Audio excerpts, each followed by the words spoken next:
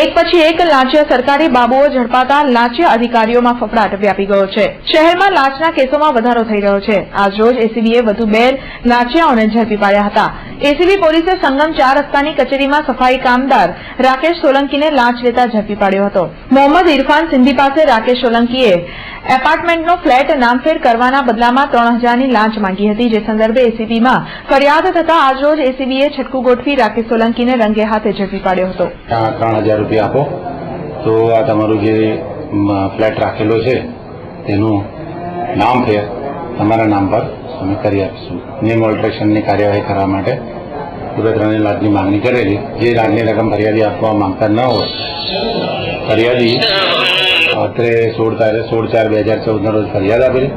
જેના આધારે આજરોજ શનિવારે 19 તારીખે સવારે 11 થી 12નો આક્ષેપીતે વાયદો કરીને ફરિયાદીને ઓફિસની નજીકના વિસ્તારમાં બોલાવી ફોન કરવાનું જણાવેલું હોય, જે પ્રમાણે લાખના છટકાનું આયોજન કરી અને ટ્રેપ ગોઠવતા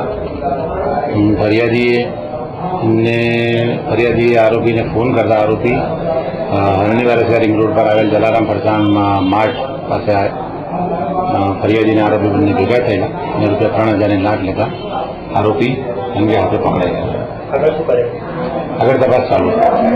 બીજી તરફ એસએસજી હોસ્પિટલમાં મેડિકલ સર્ટી માટે લાંચ માંગનાર વર્ગ 3ના સિનિયર ક્લાર્ક પણ એસીબીના હાથે ઝડપાયા હતા।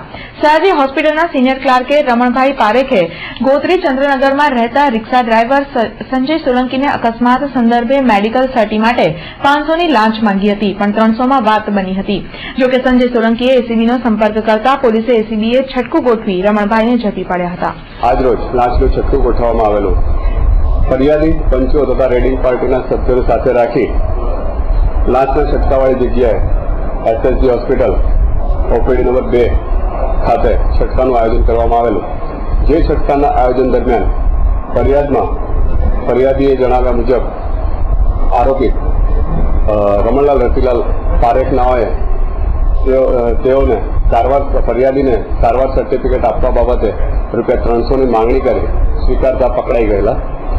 આ આરોપી રમણલાલ રતિલાલભાઈ પારેખ પોતે સિનિયર ક્લાર્ક વર્ગ 3ના અધિકારી છે અને ઓપીડી 2માં ફરજ બજાવે છે।